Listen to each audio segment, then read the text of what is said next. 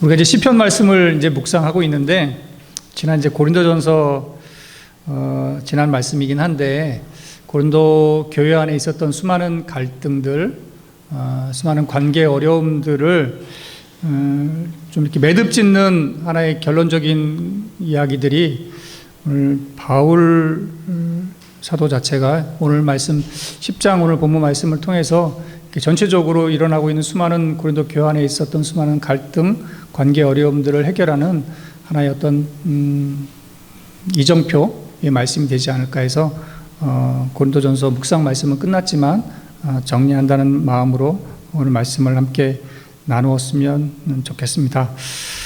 오늘 우리 시대만큼 자유라는 단어가 흔하고 강력하게 울려 퍼지는 때가 또 있었을까라는 생각을 해봅니다. 오늘날 세상은 우리에게 끊임없이 속삭입니다. 내 인생의 주인은 너다. 내가 하고 싶은 대로 할 자유가 있다. 아무도 너를 간섭하지 말라. 이렇게 말하고 있는 시대를 살고 있습니다. 실제로 우리는 인류 역사상 그 어느 때보다 엄청난 선택의 자유를 누리며 살아가고 있습니다. 손가락 하나만 움직이면 전 세계의 정보가 쏟아지고 내가 사고 싶은 것, 먹고 싶은 것, 가고 싶은 곳을 마음대로 결정할 수 있는 시대에 살고 있습니다. 그런데 이상하지 않습니까? 이토록 많은 자유를 손에 쥐었는데 왜 현대인들의 마음은 더 불안하고 더 공허하며 더 많은 영적, 정신적 질병에 시달리고 있을까요? 왜 수많은 사람들은 그 많은 자유 속에서도 여전히 무언가에 묶여있는 듯한 답답함을 토로하는 걸까요? 오늘날 세상이 말하는 자유는 대개 내 마음대로 하는 것, 아무 제약이 없는 상태를 뜻하기도 합니다. 하지만 성경이 고발하는 인간의 실상은 매우 날카롭습니다. 죄로 인해 오염된 인간이 아무런 통제 없이 내 마음대로 자유를 누리기 시작할 때 그 자유는 십중팔구 방종으로 흐르게 됩니다. 쾌락의 노예가 되거나 중독의 늪에 빠지거나 끝없는 이기주의로 치달아 결국 자기 자신과 주변 사람들을 파괴하는 결과로 끝이 나게 됩니다. 진정한 자유를 누릴 줄 알았는데 정신을 차려보니 내 욕망의 노예가 되어버리고 만다는 것입니다.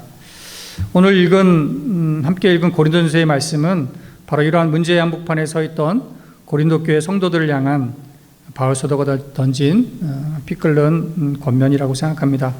당시 고린도라는 도시는 오늘날의 대도시 못지않게 물질적으로 풍요로웠고 동시에 온갖 우상 숭배와 음란한 문화가 가득했던 곳이었습니다.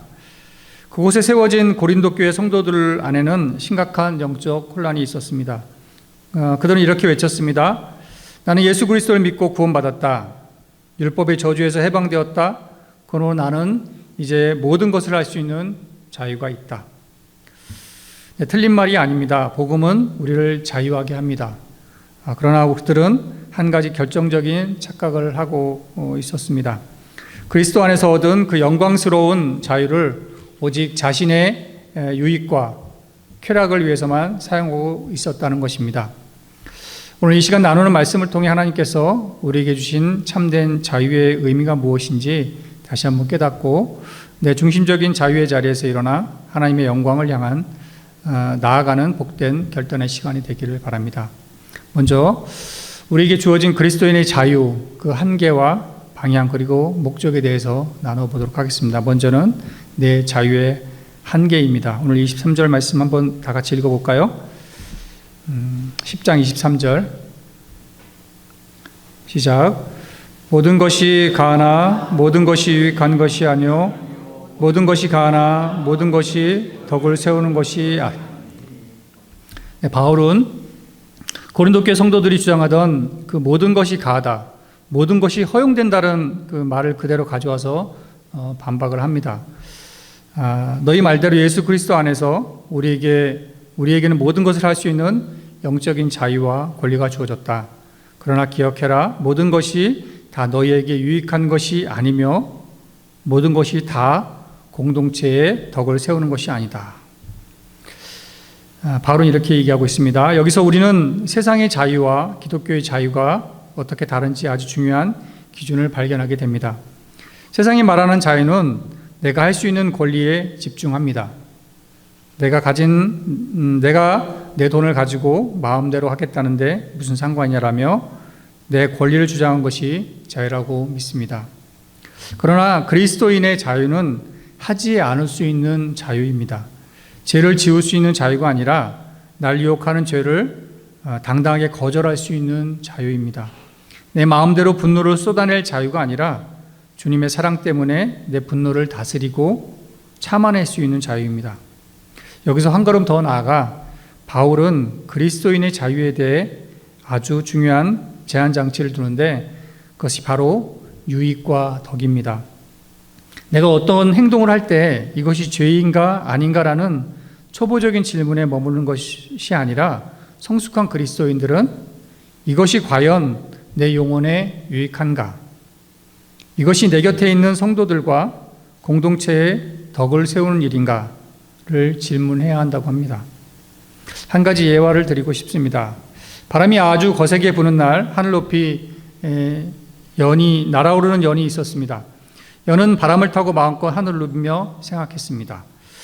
나는 팽팽하게 붙잡고 있는 이 거추장스러운 실만 없다면 나는 저 우주 끝까지, 저 높은 곳까지 자유롭게 날아갈 수 있을 텐데 왜 이 실은 나를 꼭 붙잡아서 더 가지 못하게 방해할까? 마침내 연의 간절한 마음을 알았는지 팽팽하던 실이 탁 하고 끊어졌습니다. 연은 이제 완벽한 자유를 얻었다고 기뻐했습니다. 하지만 어떻게 되었을까요? 실이 끊어진 연은 더 높이 오르기는커녕 순식간에 중심을 잃고 요동치다가 이리저리 찢긴 채 땅바닥으로 추락하고 말았습니다. 연이 하늘 높이 그리고 안전하게 날 수 있었던 비결은 그를 붙잡고 통제하던 실이었기 때문입니다. 그 실의 통제를 벗어나는 순간 연에게 찾아온 것은 자유가 아니라 파멸이었습니다. 세상은 끊임없이 우리에게 유혹합니다. 너를 묶고 있는 신앙의 규율, 하나님의 말씀, 주일 성수 등 교회의 울타리를 끊어버려야 내가 자유롭다. 그러나 내 마음대로 하겠다며 말씀의 끈을 끊는 순간 인간은 자유해지는 것이 아니라 죄와 사탄 그리고 내 통제 불가능한 욕망의 바닥으로 추락하게 됩니다. 물고기가 물속에 있을 때 가장 자유롭고 기차가 철로 위를 달 때 가장 안전하게 속도를 낼 수 있듯이 우리 그리스도인들은 하나님의 영광이라는 목적과 주님의 말씀이라는 실에 매여 있을 때 가장 안전하고 비로소 참된 자유를 누릴 수 있는 존재임을 믿으시기 바랍니다. 두 번째는 자유의 방향성에 대해서 함께 나눠보았으면 좋겠습니다. 오늘 24절 함께 읽어보겠습니다. 24절 시작. 누구든지 자기의 유익을 구하지 말고 남의 유익을 구하라. 이 말씀 우리 이기적인 본성을 정면으로 거스리는 충격적인 말씀입니다. 세상의 자유는 철저히 나 중심적입니다. 어떻게 하면 내가 더 편할까? 어떻게 하면 내가 더 이익을 볼까? 어떻게 하면 내 자존심을 지킬 수 있을까? 가 모든 선택의 기준입니다. 그러나 십자가의 복음으로 자유를 얻은 사람의 눈은 이제 나에게서 떠나 타인으로 향하게 됩니다. 나의 자유를 사용하는 방향이 나를 향한 이기적인 만족이 아니라 내 곁에 있는 연약한 지체를 살리고 세우는 방향으로 바뀌는 것입니다. 당시 고린도 교회 안에는 우상에게 바쳤던 재물을 먹는 문제로 큰 갈등이 있었습니다. 믿음이 강하고 지식이 있던 성도들은 이렇게 생각했습니다. 우상은 아무것도 아니다. 그러므로 시장에서 파는 고기가 우상에게 바쳐졌던 것이든 아니든 나는 감사함으로 먹을 수 있는 자유가 있다. 영적으로 맞는 말이었습니다. 하지만 문제는 믿음이 연약한 초신자들이었습니다.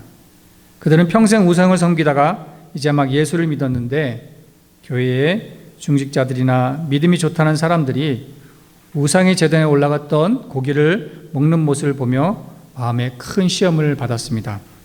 아니, 예수 믿는 사람도 우상제물을 저렇게 아무렇지도 않게 먹어도 되는 건가? 하며 신앙이 흔들리며 실족하게 된 것입니다. 이 상황을 지켜본 바울의 결론은 무엇입니까? 고린도전서 8장 31절에서 바울은 이런 선언을 합니다. 그러므로 만일 음식이 내 형제를 실족하게 한다면 나는 영원히 고기를 먹지 아니하여 내 형제를 실족하지 않게 하리라. 바울은 내 곁에 있는 연약한 형제 한 사람을 실족하지 않게 하기 위해서 자신의 그 정당한 권리와 자유를 영원히 포기하겠노라고 선언하는 것입니다. 이것이 바로 기독교가 말하는 진짜 멋있는 자유, 고상한 자유입니다. 할 수 있는 능력이 있고 할 수 있는 권리가 있지만 연약한 자들을 위해 기꺼이 하지 않음을 선택하는 자유입니다. 우리가 믿는 예수님이 바로 이 자유를 몸소 보여주신 분입니다. 예수님은 하나님의 아들이셨습니다. 십자가 위에서 자기를 조롱하는 자들을 향해 하늘의 수많은 천군 천사를 불러 당장 그들을 심판하실 수 있는 능력과 자유가 있으셨습니다. 그러나 십자가에서 당장 걸어 내려오실 권세도 있으셨습니다. 그러나 주님은 그 자유와 권리를 쓰지 않으셨습니다. 왜입니까? 그 권리를 다 써버리면 죄인인 저와 여러분의 구원할 수 없었기 때문입니다. 우리를 살리시기 위해 주님은 십자가 위에서 자신의 모든 자유를 결박당하신 채 묵묵히 그 고통을 견뎌내셨습니다. 예수 그리스도의 십자가 사랑으로 구원받은 우리에게 주어진 자유는 어디로 향해야 하겠습니까? 여전히 내 이익, 내 자존심, 내 안위만을 위해 나의 자유와 권리를 주장하고 계십니까? 아니면 내 가정을 살리고 공동체를 세우고 주변의 연약한 이들을 위해 기꺼이 내 권리를 내려놓는 성숙함으로 나아가야 하지 않겠습니까? 내 자유의 방향을 나에게서 이웃으로 돌릴 수 있는 은혜가 우리 모두에게 있기를 소망합니다. 세 번째는 자유의 궁극적인 목적입니다. 31절을 볼까요? 함께 읽어볼까요? 31절이요. 시작. 그런즉 너희가 먹든지 마시든지 무엇을 하든지 다 하나님의 영광을 위해서 하라. 이제 사도 바울은 이 모든 논쟁과 가르침의 활용 정점이 되는 기독교 역사상 가장 위대한 선언 중의 하나인 오늘 읽은 31절 말씀을 우리로 인도합니다. 바울은 그리스도인이 자유를 사용할 때 바라보아야 할 궁극적인 목표, 표대, 인생의 최종 목적지를 제시합니다. 그것은 바로 하나님의 영광입니다. 우리가 주목해야 할 것은 바울이 하나님의 영광을 드러내는 자리도 먹든지 마시든지라는 대단히 일상적이고 사소한 행위를 언급하고 있다는 점입니다. 우리는 흔히 하나님의 영광이라고 하면 대단한 것을 생각합니다. 엄청난 금액을 교회에 헌금한다든가 전 재산을 바쳐 선교지로 떠나거나 세상에서 남들이 부러워할 만한 높은 지위에 올라가 성공 스토리를 간증할 때 비로소 하나님이 영광 받으실 것이라고 생각합니다. 물론 그런 귀한 헌신과 성공을 통해서도 하나님의 영광을 받으십니다. 하지만 오늘 성경이 말하는 뉘앙스는 조금 다릅니다. 하나님이 정말로 관심 가지시는 영광의 순간은 우리의 아주 평범한 일상 속에 무엇을 먹고 무엇을 마시고 사람들과 어떤 대화를 나누고 일터에서 어떻게 행동하는가 하는 바로 그 작은 자리라는 것입니다. 여기에서 오케스트라의 조율을 생각하면 이 말씀의 의미를 더욱 깊이 다가옵니다. 세계적인 오케스트라가 연주를 시작하기 전 무대 위는 온갖 악기 소리로 시끄럽고 어지럽습니다. 바이올린, 플루트, 트럼펫, 첼로, 저마다 자기 내고 싶은 음을 자유롭게 내기 때문입니다. 그 상태는 음악이 아니라 소음에 가깝습니다. 각자 자기 악기의 자유를 100% 누리고 있지만 듣는 이에게는 고통일 뿐입니다. 하지만 지휘자가 엄숙하게 등장하고 오보의 연주자가 기준음인 라음을 길게 연주하면 무대 위에 공기가 바뀝니다. 모든 악기가 일제히 자기의 음을 내던 자유를 멈추고 그 하나의 기준음에 자기의 악기를 맞추기 시작합니다. 내 귀에 좋게 들리는 음이 아니라 오보에가 제시한 그 절대적인 기준음에 나를 꺾고 맞추는 조율의 시간입니다. 그 조율이 완벽하게 끝나고 지휘자의 손끝이 움직일 때 저마다 다르게 생긴 악기들은 더 이상 소음이 아닌 청중의 심금을 울리는 위대한 교향곡을 연주해냅니다. 우리 인생도 이와 똑같습니다. 가정에서, 공동체와 삶의 현장에서 저마다 내가 내고 싶은 소리만 내면, 내 자유와 내 권리만 주장하면 그곳은 소음으로 가득 찬 지옥이 되고 맙니다. 갈등과 다툼, 상처와 원망만이 가득하게 됩니다. 인생의 진정한 아름다움과 하모니는 내 목소리, 내 권리라는 자유를 잠시 내려놓고 하나님의 영광이라는 기준음에 내 삶을 조율할 때 시작됩니다. 내가 공동체에서 결정을 내릴 때, 집에서 자녀와 배우자를 대할 때, 삶의 현장에서 의견을 대립될 때, 내 감정과 내 자유를 앞세우는 것이 아니라 어떻게 하는 것이 하나님의 영광을 위한 것이라는 기준음에 나를 맞추는 것입니다.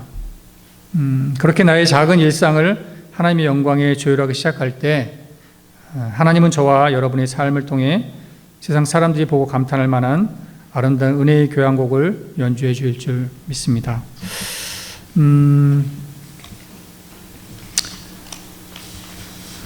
오늘 함께 읽은 말씀의 내용을 정리해 봅니다.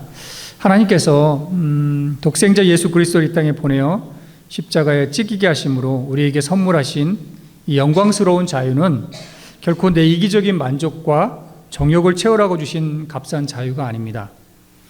우리가 여전히 나의 자유에만 집착하여 살아간다면 우리는 겉으로는 자유인 척하나 실상은 늘 내 감정의 기복에 휘둘리고 물질의 노예가 되며 다른 사람의 평가에 목을 매는 비참한 영적 포로 상태로 살아가게 될 것입니다. 그러나 이제 결단하면 좋겠습니다. 내 권리와 내 자유를 기꺼이 제어하고 내 이웃의 유익을 구하며 궁극적으로 하나님의 영광을 선택하는 자리로 나아가면 좋겠습니다. 내 자유를 하나님의 영광을 위해 기꺼이 제물로 드릴 때 역설적이게도 우리는 세상이 감당할 수 없는 진짜 자유, 사탄 마귀가 어찌할 수 없는 거룩한 능력의 자유인으로 우뚝 서게 될 것입니다. 바라건대 이번 한 주간 삶의 자리로 나아갈 때 이 한 가지만 마음속에 깊이 새기고 매 순간 질문해 보시기 바랍니다. 내가 지금 내 자유를 증명하려 하는가? 아니면 하나님의 영광을 드러내려 하는가? 우리가 일생에서 내리는 작은 선택 하나하나가 상처받은 이웃을 살려내고 무너진 가정을 세우고 공동체를 거룩하게 만들고 궁극적으로 살아계신 하나님의 이름을 온 땅에 높여드리는 복된 통로가 된다는 사실을 잊지 않으시면 좋겠습니다. 오늘 이렇게 고린도전서 10장 23절 33절까지 말씀 나의 자유에서 하나님의 영광이라는 제목을 가지고 함께 나누었습니다. 바라건대 오늘 나누어진 말씀들이 여러분의 삶 가운데 또 그리스도인에서 우리가 함께 공동체로 또 마을 안에서 함께 살아갈 때 나에게 주어진 수많은 자유를 하나님의 말씀 앞에 복종시키고 하나님의 영광을 위해서 내 모든 것들을 내려놓는 그런 과감한 결단의 용기가 우리 모두에게 있기를 소원합니다. 함께 기도하겠습니다. 하나님 아버지, 주님의 피값으로 우리에게 고귀한 자유를 주셨건만 우리는 여전히 내 만족과 내 자존심, 내 유익만을 구하며 이기적인 자유를 주장했음을 회개합니다. 이제는 나의 자유를 넘어 하나님의 영광을 구하는 성숙한 그리스도인들이 되게 하여 주십시오. 내 권리를 내려놓아 이웃을 살리게 하시고 먹든지 마시든 무엇을 하든지 하나님의 영광에 내 삶을 조율하고 우리 삶을 통해 주님의 복음이 세상에 선포되게 하여 주옵소서. 감사함이 예수 그리스도의 이름으로 기도합니다. 아멘.